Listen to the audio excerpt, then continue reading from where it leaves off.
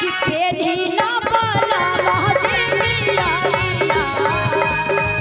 अरे पेरी ना बाला महाजिया चाली पूना उनके चाली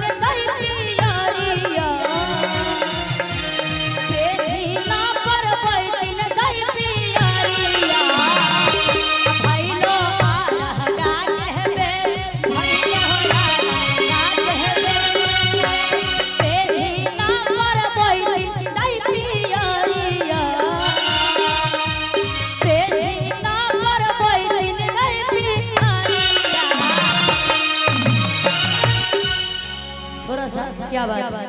बोलिए छठी मैया की, बोलिए सूर्य भगवान की। और यही में भाव बा कहतिया हमारे कमेटी वाले भैया जिनको मां मरे हुए हैं वो भी अपना बेटा से कहते हैं क्या, और जिनको पत्नी करी है ये छठी माई का पर्वों में महापर्व, पर्वों में महापर्व है ना। तो हाथ उठा के ताली बजा के का ये हमारे दीदी जी छठ करे हुए हैं, आप छठ करे हुए हैं। आपका पति जी कहाँ है? आपका पति जी आए हैं जी? अच्छा बाहर में पटना में रहते हैं, उनकर पति जी पटना में। अच्छा ठीक है सुना देंगे। और कहे के ताली बजा के कि पेहना वाला बाजिया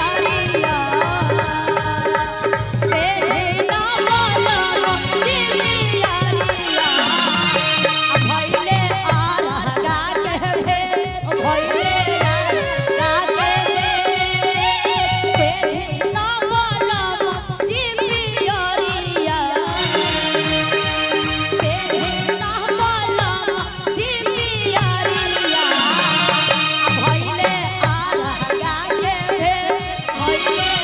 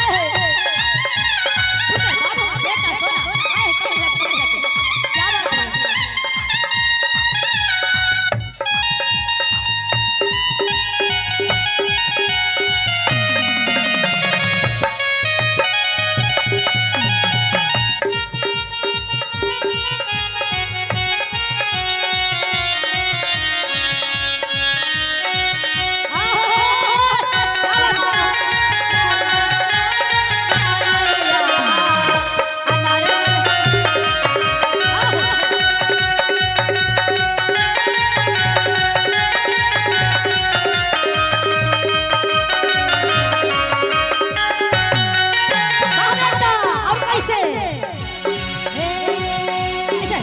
बेटा बेटा इधर ऐसे ऐसे ताली दे आपने ताली बजाइए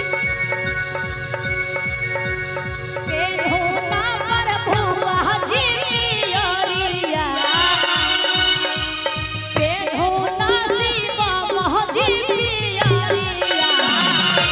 अब हमें घाटा पाहो जा के हो ना नीति साजी पियरिया के हो ना नीति साजी पियरिया अब हमें घाटा पाहो जा अब हमें घाटा पाहो जा क्या बात है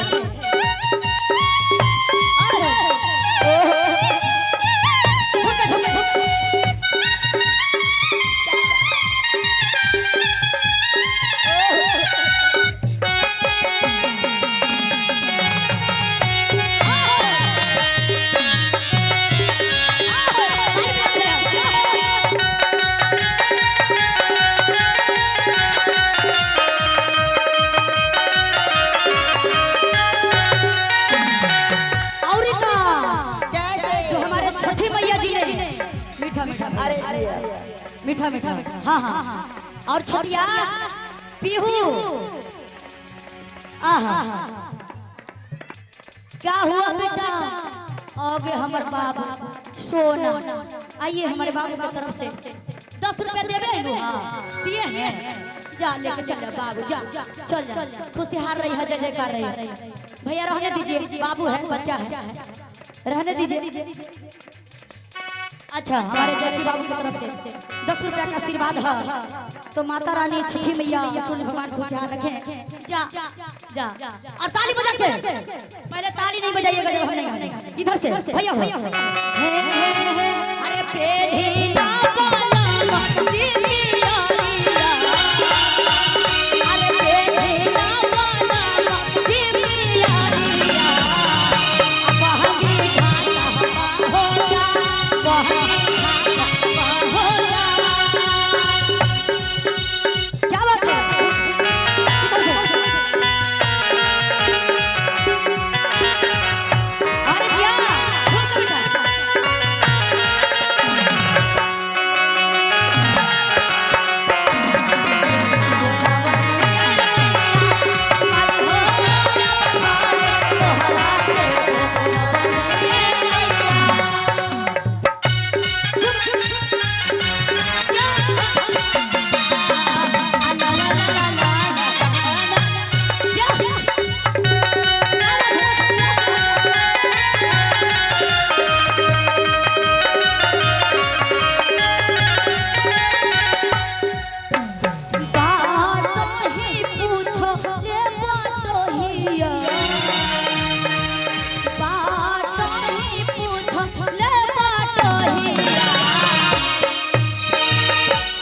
बोलिए छठी मैया की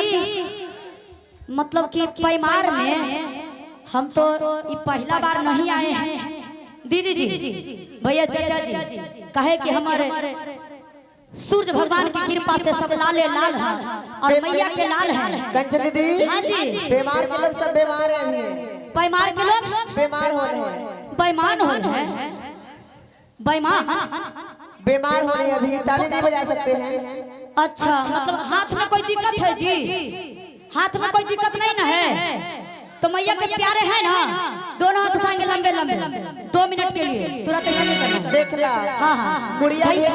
मुड़िया ढेर पर हाथ में काम बा दीदी उठाइए ना दीदी जी हम बताए ना कि ताली बजाने से हाथ उठाने से 3 फायदा तो हम 3 फायदा बताएंगे जब आप लोग ताली बजाइएगा और झूमिएगा तब और जो मैया के लाल हैं दोनों हाथ ऊपर उठाएंगे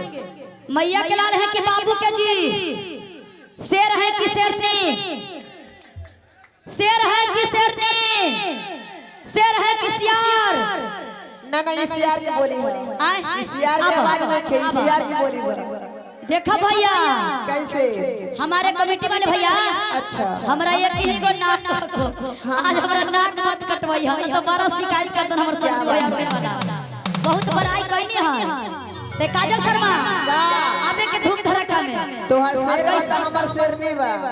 देखा भैया देखा अब जे से फैसला होवे लग रहा है। अच्छा तो आजमा लो आजमाही ला। आजमा लो कहते हैं कि छोटी सी बात कहानी बन सकती है। अच्छा छोटी सी बात कहानी बन सकती है और जिस दिन अपने आप में महिलाएं आ जाएं तो झांसी की रानी बन सकती है, झांसी की रानी बन सकती है। अरे ये सब अरे ईसा कि भजन के हाल सखी कौन जाने, अरे भजन के हाल सखी कौन जाने, आई चुगल खोरनी सखिया का जाने। और सुनी अरे भजन के हाल हमार विजय भैया जाने, अरे भजन के हाल सभे भैया जाने, आ दारू पियावा मरदवा का